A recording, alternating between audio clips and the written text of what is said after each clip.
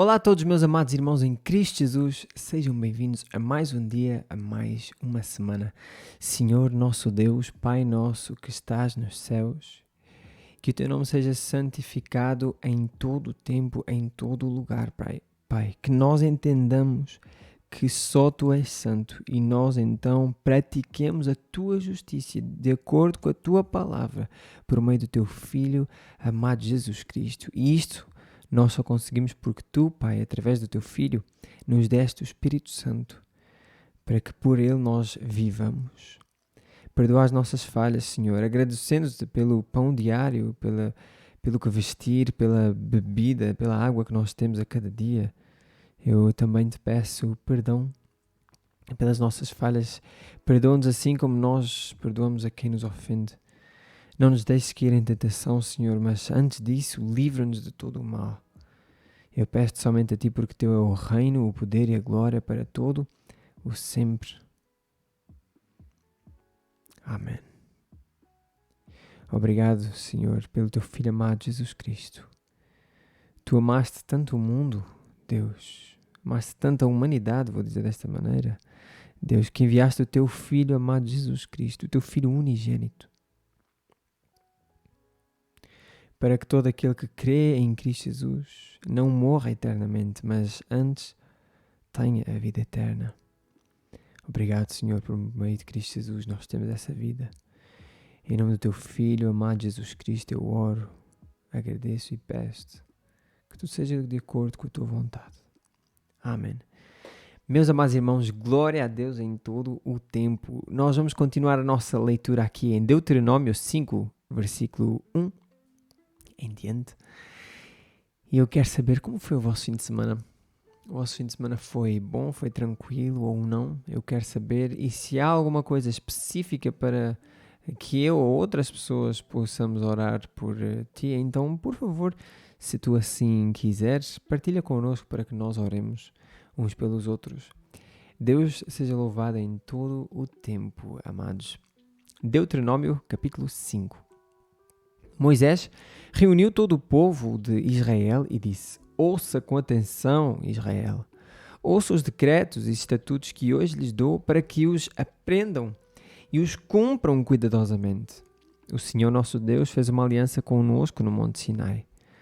Não foi com nossos antepassados que o Senhor fez essa aliança, mas com todos nós que hoje estamos vivos aqui, no monte. O Senhor falou com vocês face a face do meio do fogo.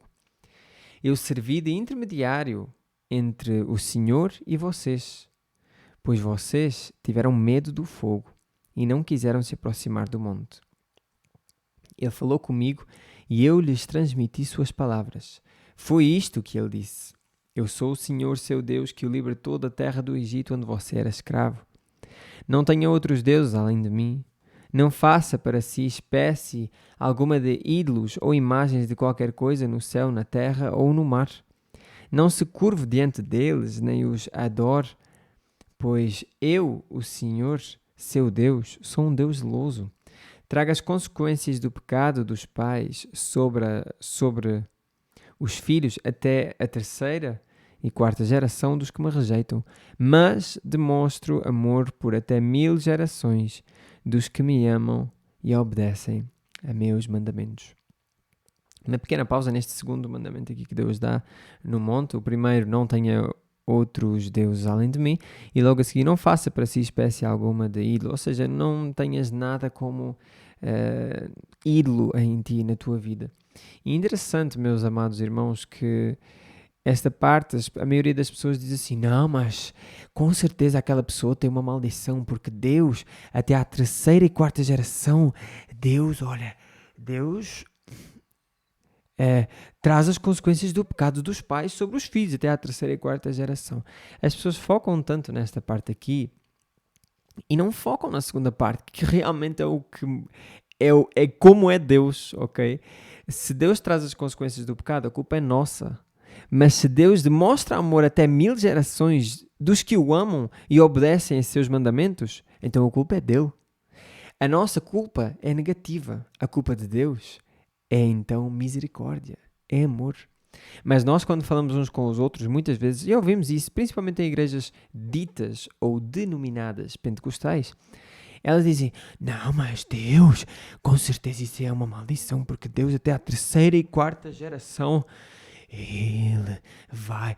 Amados, e a seguir, o que é que diz? Que Deus demonstra amor até 1000 gerações dos que me amam e obedecem aos meus mandamentos. Ou seja, um pai desobedece, ok. Existe aquela coisa direta, por exemplo, se o pai tiver uma doença, pode passar aos filhos. Sim, mas estamos aqui a falar, amados, de consequência do pecado. Poderá ser isso? Sim, mas a maioria das pessoas não fala sobre isso. A maioria das pessoas fala sobre maldição. É tudo muito místico, ok? E Deus aqui não está a ser místico, está a dizer, olha, é isto, acabou, não há misticismo aqui. Eu faço isso desta maneira. E as pessoas focam tanto em 3 ou 4 gerações de consequência do pai, há 3 ou 4 gerações, mas não entendem que se a pessoa amar a Deus e obedecer a seus mandamentos, Ele demonstrará e demonstra, ou seja, isto mostra o perdão de Deus que, embora 3 ou 4 gerações, entre aspas, tenham esse peso aí do pecado, se a pessoa, na verdade, se converter realmente, for convertida realmente, Deus demonstrará amor até 1000 gerações, ou seja, amados, isso é uma comparação, ok? Ok, eu sou um Deus que pesa no pecado, sim, mas se tu te arrependeres verdadeiramente, e agora estando já com a revelação feita em Cristo Jesus, tu caminhares para Cristo Jesus, arrependido dos teus pecados, e te entregares completamente, terás uma nova vida. E dessa maneira, em termos de peso, 3 ou 4 gerações não vão ser nada comparado com as 1000 gerações que Deus demonstra o seu amor, ok? Então vamos pensar coerentemente com a Bíblia e não coerentemente com o homem. Porque o homem é falho, o homem é pecador. Muitas dessas pessoas gostam de utilizar isso para meter medo às outras. Se tu não des o dízimo... Amados, é isso que as pessoas fazem. Mas Deus é misericordioso, Ele é bondoso, Ele é amoroso, vou dizer assim. Porque Ele é a definição de amor. E nós não podemos desviar o significado da palavra amor. Muitas pessoas acham que amar um animal, isso é amor. Sentimos uma certa paixão ali, um certo carinho pelo animal, mas nós não vamos dar a nossa vida pelo animal, ok? E isso é amor. Mas nós vemos mais especificamente o que significa a palavra amor, biblicamente falando. Não nos dias de hoje como ela está, mas biblicamente falando, a palavra amor significa obedecer a seus mandamentos. Os que me amam e obedecem a meus mandamentos. Em 1 João 5, versículo 2 e 3... está exatamente a falar sobre isso. Cristo Jesus disse, vocês são meus amigos quando fazem o que eu mando. Vocês amam-me quando fazem o que eu mando. Então nós percebemos que o amor não é um sentimento, amados. Paixão, sim. Paixão, nós já traduzimos muitas vezes aqui essa palavra, significa sofrimento até. Mas essa paixão aí que nós temos assim, essa paixão, amados, ela é um sentimento, mas amor não é um sentimento. Amor é um contrato. Amor é uma definição. Nós definimos, eu vou amar, independentemente de qualquer circunstância. Ou seja, amados, amor não é um sentimento, mas sim o cumprimento da vontade de Deus. Mas nós não conseguimos por nós próprios. Nós conseguimos apenas pelo meio do Espírito Santo. Ok, isso está em Romanos capítulo 8, vocês podem olhar. E isto tem que estar bem ciente nas nossas mentes, amados, porque senão nós vamos dizer que é maldição. E outras pessoas vão dizer, não, é tudo místico. Amados, aqui é claro, ok? E aqui eu pus, obviamente, já com a revelação em Cristo Jesus, para nós entendermos o que significa. Terceiro mandamento, não use o nome do Senhor, seu Deus, de forma indevida. O Senhor não deixará impune quem usar o nome dele de forma indevida. Amados, isto é o que eu vou dizer desta maneira. Gosto da NVT. É que ela traduz esta parte. Claro, essa transição é bem complicada, ok? Para aqueles que são mais literais, e eu sou mais literal, obviamente. Mas esta tradução aqui, neste caso, amados, como eu já disse algumas coisas que não concordo tanto aqui, mas não deixa de estar correto, ok? Tanto uma quanto a outra versão. Mas neste caso, esta aqui está bem explícita, bem traduzida. Blasfemar do nome significa usar o nome de forma indevida. Então, amados, não use o nome do Senhor, seu Deus, de forma indevida. O Senhor não deixará impune quem usar o nome dele de forma indevida. Isso é Antigo Testamento. Isso é Antigo Testamento, sim, mas Novo Testamento também, amados. Quando nós desprezamos os mandamentos de Deus, nós usamos até o nome de Deus de forma indevida. Como assim? Diariamente, principalmente aqui, em Portugal também temos, mas no Brasil existem muitas expressões com meu Deus. Quando alguém vê um sorvete delicioso, diz assim, meu Deus. Está a usar assim o nome de forma indevida. Ok, nós temos de ter cuidado com isso. Aqui tem muitas expressões relacionadas com isso, mas eu nem sequer vou usar ou dizer as outras expressões à volta. Eu vou dizer esta expressão aqui, amados. Nós temos de ter cuidado para não usarmos o nome do Senhor de forma indevida. Pelo amor de Deus, isso utiliza-se muito em Portugal e aqui no Brasil. Pelo amor de Deus, muitas vezes nós estamos a dizer, pelo amor de Deus, vai-te embora. Mas nós nem sequer estamos a pensar realmente que é pelo amor de Deus. Ok? Isso chama-se blasfémia. As pessoas que blasfemavam no Antigo Testamento ou que usavam o nome de forma indevida, elas eram mortas. Ok? Só para termos uma ideia. Lembre-se de guardar o sábado, fazendo dele um dia consagrado conforme o Senhor seu Deus lhe ordenou. Você tem 6 dias na semana para fazer os trabalhos habituais. Mas o 7º dia é o sábado do Senhor, seu Deus. Nesse dia ninguém em sua casa fará trabalho algum, nem você, nem seus filhos e filhas, nem seus servos e servas, nem seus bois, jumentos e outros animais, nem os estrangeiros que vivem entre vocês. Todos os seus servos e servas devem descansar como você. Lembre-se de que você era escravo no Egito, e o Senhor, seu Deus, o tirou de lá com mão forte e braço poderoso. Por isso o Senhor, seu Deus, ordenou que você guarde o sábado. Amados, está a falar, nós podemos ver aqui o porquê, esta explicação, obviamente. Está a falar, nesse dia ninguém fará, ok? Depois diz, lembrem-se de que você era escravo no Egito e o Senhor, seu Deus, o tirou. Por isso o Senhor, seu Deus, ordenou que você... Ou seja, eles eram escravos, mas o Senhor tirou. Por isso o Senhor ordenou que eles guardassem o sábado. Aqui está a falar, obviamente, para o povo de Israel. Simeão, porquê que agora, nos dias de hoje, nós não guardamos o sábado? Porque Cristo Jesus veio dizer perfeitamente isso. Eu sou o Senhor do sábado. O sábado serve para fazer o bem. O descanso está em Cristo Jesus. Ou seja, aquilo que era meio turvo, agora já está claro em Cristo. Eles tinham que prestar mesmo esse dia de sábado como separado, como santo, e atualmente nós sabemos quem é realmente o santo, Cristo Jesus. Por isso é que Jesus disse assim, eu sou Senhor, até do sábado. E Jesus veio claramente dizer, vocês sim podem fazer o bem no sábado. Qual é que é melhor, fazer o bem ou fazer o mal? Então Jesus veio dizer, sim, vocês podem fazer o bem no sábado. E outras coisas. Em Colossenses, capítulo 2, na parte final, está escrito claramente que isso era uma tradição. Sábado, festas de luas novas, etc., etc., que eles tinham lá, eram tradições. Inclusive esta do sábado. Apesar de ser mandamento para o Antigo Testamento, ela era mandamento por tradição. Da mesma maneira, amados, que nós temos festa da Páscoa, era mandamento também, mas por tradição. Ok? Isto era bem comum ali. Honre seu pai e sua mãe como o Senhor, seu Deus, lhe ordenou. Assim você terá vida longa e plena na terra que o Senhor, seu Deus, lhe dá. O primeiro mandamento com promessa é este aqui. A Bíblia mostra isso em Efésios, se não estou em erro, ok? Não mate, não cometa adultério, não roube. Amados, esta versão não está melhor, não é a melhor em termos de tradução nesta parte aqui, ok? Se nós formos entender o que significa este não mate, significa, na verdade, não assassinarás, não cometerás homicídio. É o que este não mate significa. Então, nós podemos matar? Amados, claro que não é para nós andarmos aí a assassinar.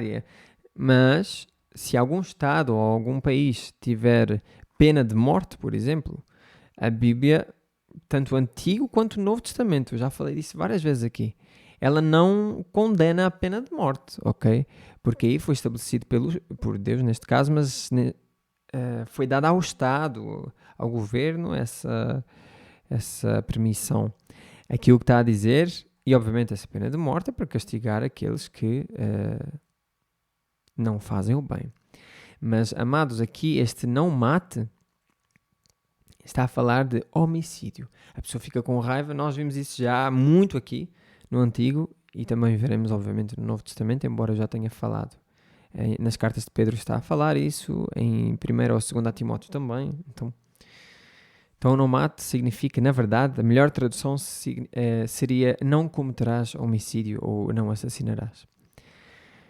Logo a seguir, não cometas adultério, não roube, não dê falso testemunho contra o seu próximo, não cobice a mulher do seu próximo, nem sua casa, nem sua terra, nem seus servos ou servas, nem seu boi ou jumento, nem qualquer outra coisa que lhe pertença.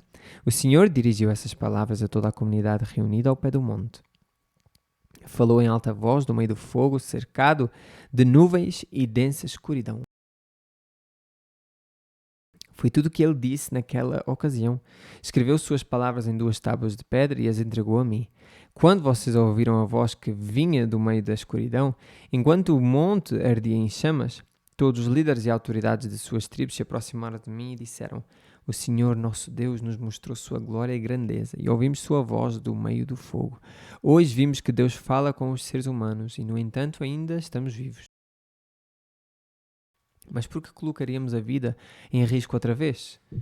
Se o Senhor nosso Deus falar connosco novamente, sem dúvida morreremos e seremos devorados por seu fogo temível. Pode alguém ouvir a voz de Deus vivo falando do meio do fogo, como nós ouvimos, e sobreviver? Aproxime-se você, Moisés, e ouça o que diz o Senhor nosso Deus. Depois volte e diga-nos tudo o que o Senhor nosso Deus lhe disser. Nós ouviremos e obedeceremos. O Senhor atendeu ao pedido que vocês me fizeram e disse: Ouvi o que os israelitas lhe disseram e eles estão certos. Como seria bom se o coração deles fosse sempre assim, se estivessem dispostos a me temer e a obedecer a todos os meus mandamentos, tudo iria bem com eles e seus descendentes para sempre.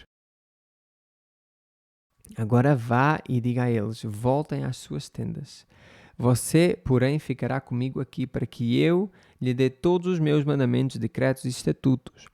Você os ensinará aos israelitas para que os cumpram na terra que eu lhes dou para conquistarem. Então Moisés disse ao povo: Tenham o cuidado de obedecer a todos os mandamentos do Senhor, seu Deus, não se desviando deles em nada. Permaneçam no caminho do Senhor, seu Deus, ordenando que o seu Deus ordenou que seguissem. Assim terão vida longa e plena na terra que em breve vocês possuirão. Isto é claro que está a falar para, amados, para os israelitas que iriam possuir a terra, ok, perto daquele dia. Estes são os mandamentos, os decretos e os estatutos que o Senhor, seu Deus, me encarregou de lhes ensinar. Não deixem de cumpri-los na terra que em breve vocês possuirão. Vocês, seus filhos e netos, temerão o Senhor, seu Deus, enquanto viverem. Se obedecerem a todos os seus decretos e mandamentos, desfrutarão de vida longa. Ouça com atenção, Israel, e tenham o cuidado de obedecer. Então tudo irá bem com vocês e terão muitos filhos na terra que produz leite e mel com fartura, exatamente como lhes prometeu o Senhor, o Deus de seus antepassados.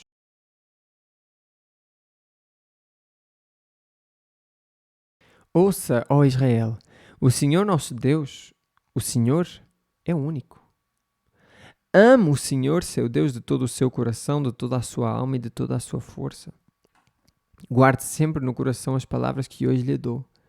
Repita-as com frequência a seus filhos. Converse a respeito delas quando estiver em casa e quando estiver caminhando, quando se deitar e quando se levantar. Amarre-as às mãos e prenda-as à testa como lembrança. Escreva-as nos batentes das portas de sua casa e em seus portões. Muito interessante e importante nós vemos isto aqui. Ouça, ó Israel, o Senhor nosso Deus, o Senhor é único. Ama o Senhor, seu Deus, de todo o seu coração, de toda a sua alma e de toda a sua força. Guarde sempre no coração as palavras que hoje eu lhe dou. E depois diz, repita-as com frequência a seus filhos. Amados, a educação nos dias de hoje, ela está bem desprezada nesta parte aqui. As pessoas preferem pôr os seus filhinhos nas escolinhas e os filhinhos vão para as escolinhas e as escolinhas não falam de Deus, os pais não falam de Deus e o filho está a crescer sem Cristo. Vai à igreja aos domingos, mas é para fazer birra. Então os filhos estão a crescer sem um ensinamento diário.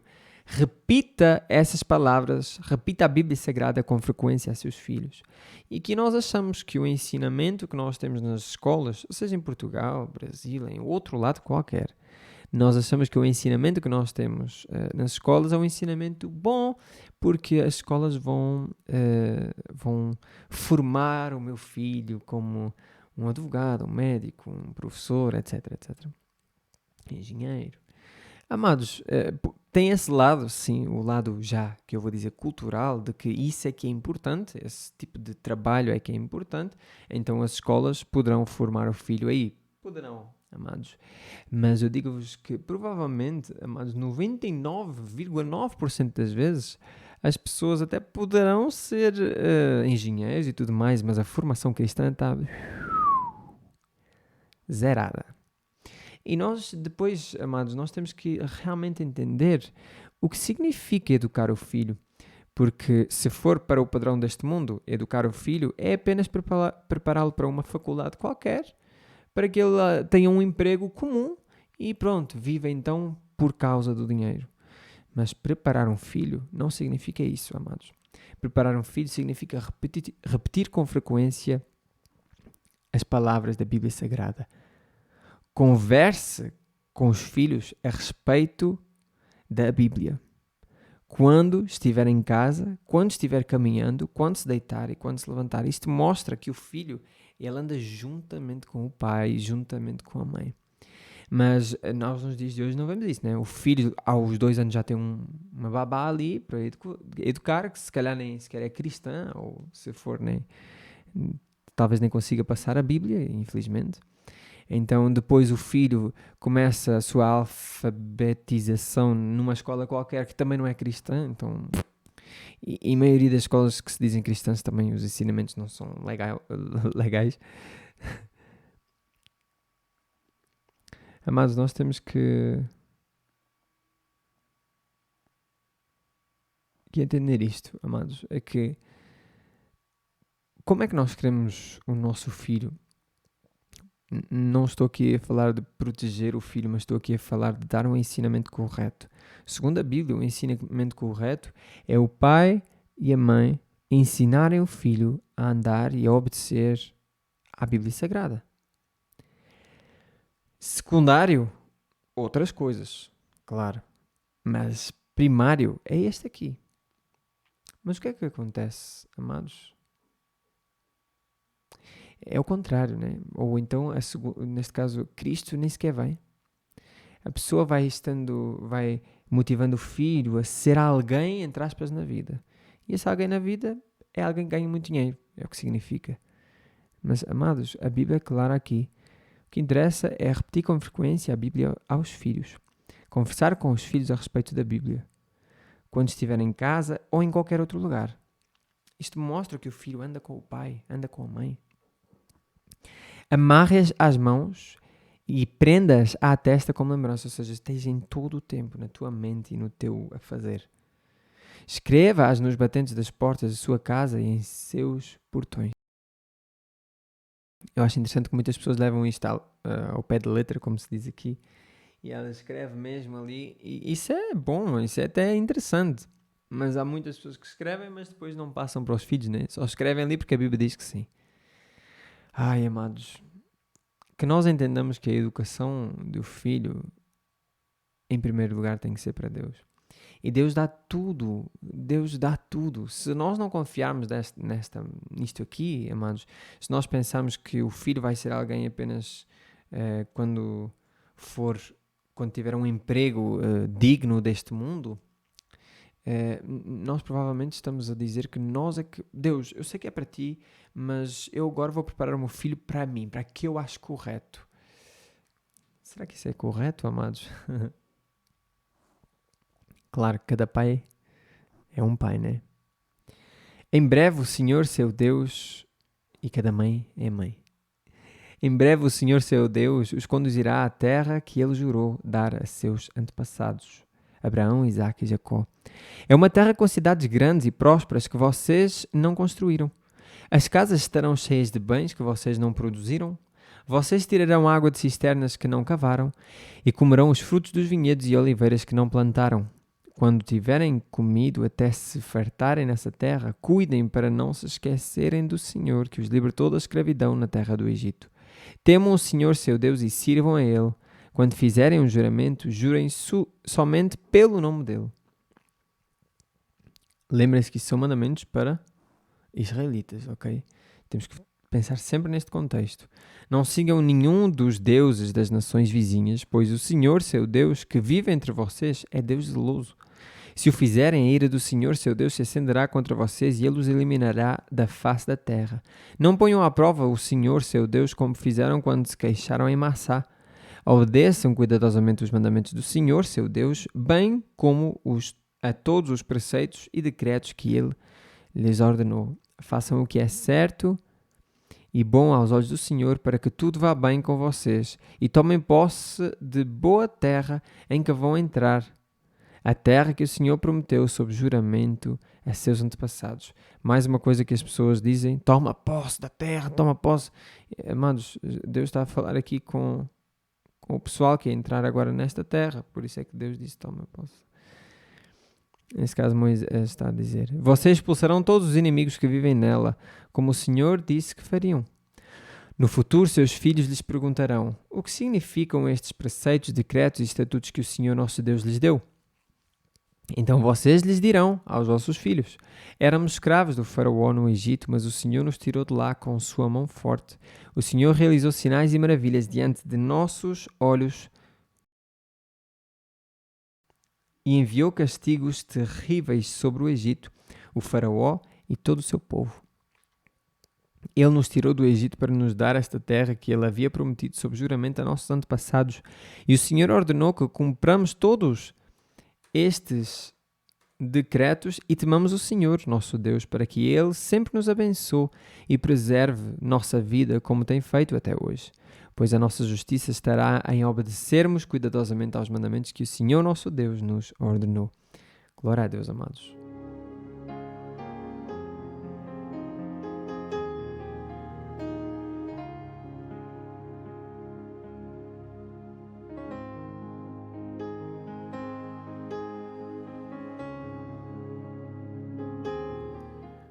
Lucas 7, 11 a 35. Logo depois, Jesus foi com seus discípulos à cidade de Naim e uma grande multidão o seguiu. Quando ele se aproximou da porta da cidade, estava saindo o enterro do único filho de uma viúva e uma grande multidão da cidade a acompanhava. Quando o Senhor a viu, sentiu profunda compaixão por ela. Não chore, disse ele. Então foi até o caixão, tocou nele e os carregadores pararam. E disse: jovem, eu lhe digo, levante-se. O jovem que estava morto se levantou e começou a conversar, e Jesus o devolveu à sua mãe. Grande temor tomou conta da multidão que louvava a Deus, dizendo: um profeta poderoso se levantou entre nós. E hoje Deus visitou seu povo. Essa notícia sobre Jesus se espalhou por toda a Judeia e seus arredores. Os discípulos de João Batista lhe contaram tudo o que Jesus estava fazendo. Então João chamou 2 de seus discípulos e os enviou ao Senhor para lhe perguntar: o Senhor é aquele que haveria de vir ou devemos esperar algum outro? Os 2 discípulos de João encontraram Jesus e lhe disseram: João Batista nos enviou para lhe perguntar: o Senhor é aquele que haveria de vir ou devemos esperar algum outro? Naquela mesma hora, Jesus curou muitas pessoas de doenças, enfermidades e espíritos impuros e restaurou a visão a muitos cegos. Em seguida, disse aos discípulos de João: voltem a João e contem a ele o que vocês viram e ouviram. Os cegos veem, os aleijados andam, os leprosos são purificados, os surdos ouvem, os mortos são ressuscitados e as boas novas são anunciadas aos pobres. E disse ainda, felizes são aqueles que não se sentem ofendidos por minha causa. Amados, muito interessante aqui é que nós muitas vezes dizemos que alguém para ser cristão tem que fazer todas estas coisas e tudo mais. Mas isto foi uma profecia, ok? Isto, neste caso, Antigo Testamento já estava a dizer que Jesus viria fazer este tipo de coisa. Por isso é que Jesus respondeu aos discípulos de João desta maneira. João, mestre João, disseram os discípulos de João, né? Ele está a fazer aquilo que o Antigo Testamento diz. Que o Messias iria fazer estas coisas todas. Os cegos veem, os aleijados andam, os leprosos são purificados, os surdos ouvem, os mortos são ressuscitados e as boas novas são anunciadas aos pobres. Então, muitas vezes achamos que tudo isto é para nós e que nós vamos ter este poder e tudo mais. Não, isto aqui, na verdade, amados, se Deus assim permitir que aconteça alguma coisa desta, glória a Deus. Mas isto aqui serviu para autenticar o ensinamento e a pessoa de Cristo Jesus como Messias aqui, ok? E disse ainda, felizes são aqueles que não se sentem ofendidos por minha causa. Depois que os discípulos de João saíram, Jesus começou a falar a respeito de João para as multidões. Que tipo de homem vocês foram ver no deserto? Uma cana, um caniço qualquer, que qualquer brisa agita? Basicamente um homem frouxo?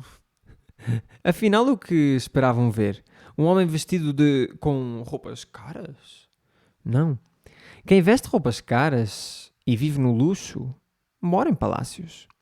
Acaso procuravam um profeta?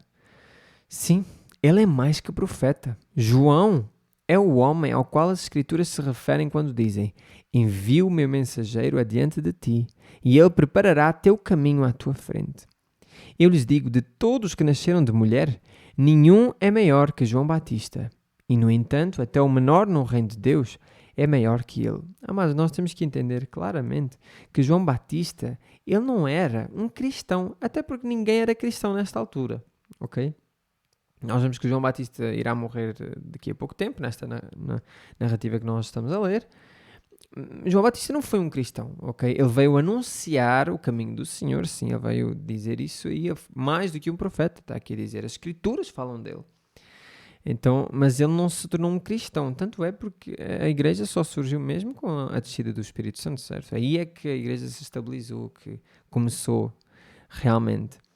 Jesus já tinha seguidores, sim, mas Jesus ainda vivo e tudo mais, ok? E nós sabemos, claramente está lá a dizer que em Atos dos Apóstolos, ok? Capítulo 2 e mais à frente também, fala exatamente sobre o começo da igreja e quando, por exemplo, eles foram chamados de cristãos e tudo mais. João Batista não seguia a Cristo Jesus, ele anunciou Cristo Jesus. Okay? Se isto não ficar bem colocado na nossa mente, nós não vamos entender. Tanto é que João Batista é o último profeta do Antigo Testamento. Foi João Batista. Houve 400 anos de silêncio, ok? Desde o último profeta até antes de João Batista e até João Batista. E João Batista vem encerrar todo o Antigo Testamento e dizer, olha, é bom que eu deixe e que ele diminua, ou seja, que agora venha Cristo. Ok? Aqui diz, eu lhes digo, de todos os que nasceram de mulher, nenhum é maior que João Batista. E, no entanto, até o menor no reino de Deus é maior que ele. Amados, João Batista, ele seguia o Antigo Testamento, ok? Ele seguia a lei de Moisés. Isso é claro, ok? É claro. E, no entanto, até o menor no reino de Deus é maior que ele. Nós vemos que Cristo Jesus também seguiu a lei de Moisés e cumpriu todas essas coisas, ok? Que ele cumpriu toda a lei de Moisés. Por isso é que Jesus Cristo, ele cumpriu com perfeição. Por isso é que ele é nosso Redentor, ok? Por isso é que Deus se alegrou por meio do seu Filho, porque o Filho cumpriu tudo o que o Pai tinha dito. Todos que ouviram as palavras de Jesus, até mesmo os cobradores de impostos, concordaram que o caminho de Deus era justo, pois tinham sido batizados por João. Os fariseus e mestres da lei, no entanto, rejeitaram o propósito de Deus para eles, pois recusaram o batismo de João. Assim, a que posso comparar o povo desta geração? Perguntou Jesus. Como posso descrevê-los? São como crianças que brincam na praça. Queixam-se a seus amigos. Tocámos flauta e vocês não dançaram. Entoámos lamentos e vocês não choraram. Quando João Batista apareceu, não costumava comer e beber em público. E vocês disseram, está possuído por demónio. O Filho do Homem, por sua vez, come e bebe. E vocês dizem, é comilão e beberrão, amigo de cobradores de impostos e pecadores. Mas a sabedoria é comprovada pela vida daqueles que a seguem. Amados, duas coisas aqui. Em primeiro lugar, João Batista não comia grandes coisas, ok? E quando fala aqui sobre bebida, está a falar sobre bebida vinho, ok? E não bebia. E vocês disseram, está possuído por demónio. O Filho do Homem, por sua vez, come e bebe. Sim, ele comeu, Jesus comeu, bebeu vinho. E vocês diziam, é comilão e beberrão. Como é que eu sei que é vinho? Por várias razões, ok? Por várias razões aqui. Mas eu nem vou estender muito nesta parte. O primeiro milagre que Jesus fez foi transformar água em vinho. Se o vinho fosse uma coisa negativa, então por que Jesus transformaria água em vinho? Mas aquele vinho era sem álcool. Não, não era sem álcool. Até porque o homem disse assim, normalmente serve-se o pior vinho no final, quando as pessoas já estão bêbadas. Quando as pessoas já beberam. Mas tu guardaste o melhor vinho para agora. O melhor vinho também em termos alcoólicos, ok? de percentagem de álcool. É comilão e beberrão, diz aqui. Jesus comia de tudo, ok? E ele bebia vinho. A sério. Mas a Escritura nem sequer está a falar contra isso. Vejam assim, se o vinho é negativo, é uma coisa má, porquê é que a Bíblia diz que os diáconos não devem ser dados a muito vinho? Quer dizer que os diáconos... mas é vinho sem álcool. Faz algum sentido? Não faz sentido. Não é suco de uva. Ok? E está a falar de vinho. Mas era da cultura judaica. Sem dúvida. Mas em nenhum lugar a Bíblia proíbe. A Bíblia proíbe a embriaguez. Nós consumimos vinho de tal maneira a ficarmos embriagados.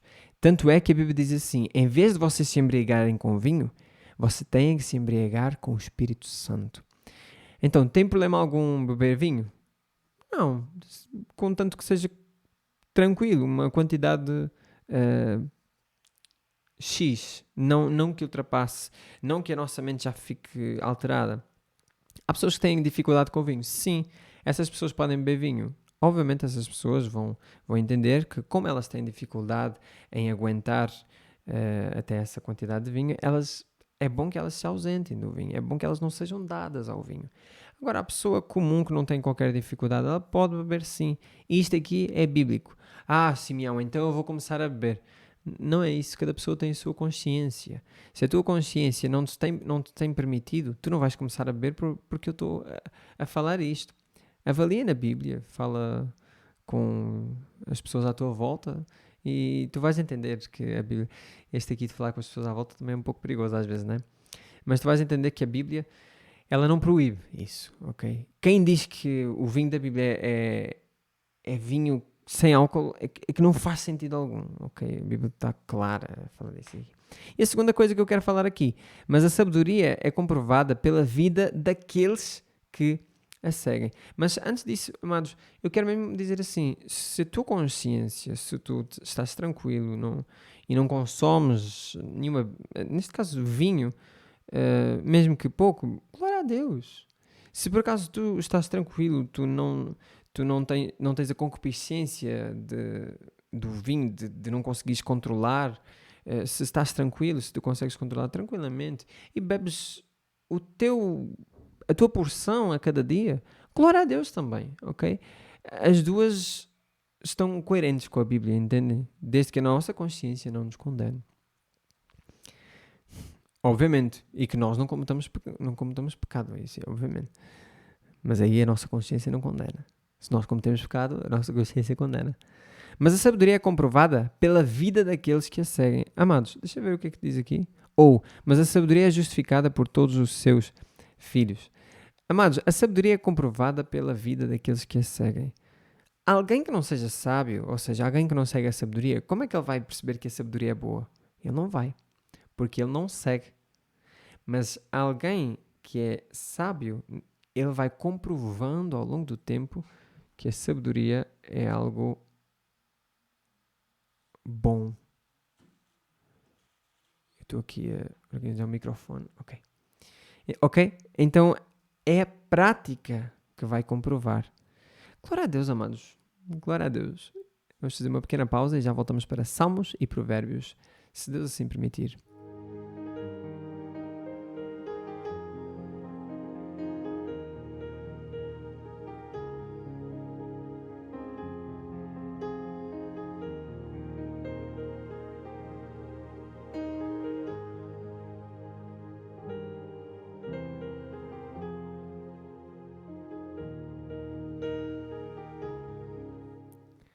Salmos 68, 19 a 35. Louvado seja o Senhor, louvado seja Deus, nosso Salvador. A cada dia Ele nos carrega em seus braços. O nosso Deus é Deus que salva. O Senhor soberano nos livra da morte. Deus esmagará a cabeça de seus inimigos, esmagará o crânio dos que insistem em pecar. O Senhor diz, de Bazã farei descer meus inimigos. Das profundezas do mar os farei subir. Você, meu povo, lavará os pés no sangue deles, e até seus cães terão sua porção. Já se vê teu cortejo, ó Deus, o cortejo de meu Deus e Rei, entrando no santuário.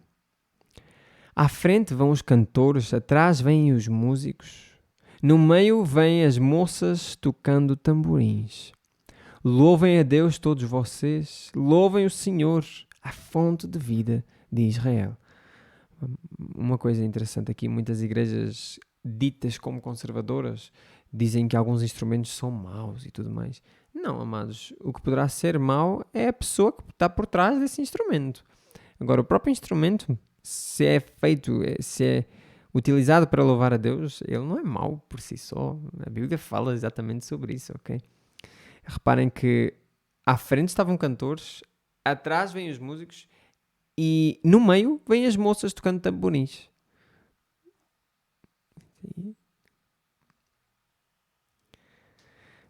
Louvem a Deus todos vocês, louvem o Senhor, a fonte da vida de Israel. Vejam, à frente vai a pequena tribo de Benjamim. Logo atrás vem a grande multidão de governantes de Judá e todos os governantes de Zebulun e Naftali. Manifesta a tua força, ó Deus. Mostra teu poder divino por nós, como fizeste no passado.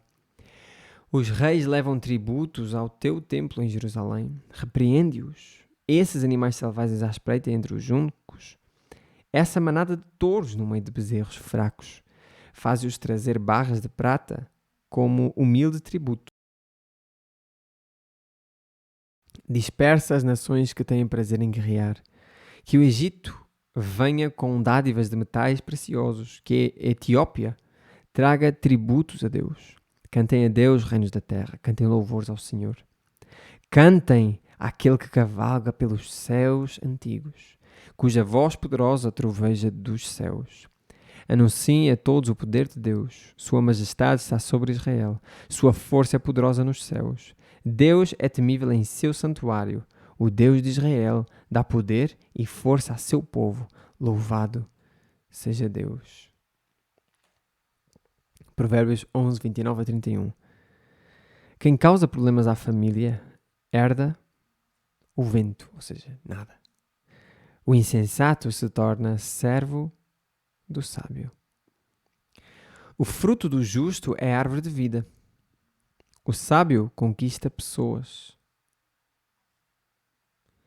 Ou quem ganha almas é sábio. Se o justo recebe o que merece aqui na terra, quanto mais o pecador perverso. A Septuaginta traz: se o justo é salvo por um triz, o que será do pecador perverso? Aqui está a falar, comparar com 1 de Pedro 4:18. Nós não vamos fazer isso agora, mas interessante. Se o justo recebe o que merece aqui na terra, quanto mais o pecador perverso. Amados, glória a Deus em todo o tempo. Deus seja louvado através das nossas ações, das nossas atitudes. Permaneçamos todos na Bíblia para que ela permaneça em nós e Deus seja louvado também nos nossos pensamentos. Porque, amados, se os nossos pensamentos fossem expostos, nós teríamos muita vergonha, tanta que provavelmente quereríamos viver o resto da nossa vida dentro de um buraco para que ninguém nos visse. Por isso, amados irmãos, que nós honremos a Deus em todo o tempo. Se por acaso estão tentações, maus pensamentos a aparecerem na tua mente, na tua cabeça, pede a Deus, obviamente, para que Ele tire. E eu aconselho a falares com homens mais velhos, espiritualmente também. Mulheres, com mulheres mais velhas, espiritualmente também. Caso não tenham alguém mais velho, poderão falar com alguém que seja, sim, que esteja em Cristo verdadeiramente e que então vocês possam partilhar tais, não digo a essência do pensamento, claro, mas que possam partilhar essas dificuldades para que nós então nos ajudemos uns aos outros, em conformidade com o que diz em Tiago. Ok, amados, Deus seja louvado em todo o tempo. Glória a Deus, amados. Até amanhã, se Deus permitir. Amém.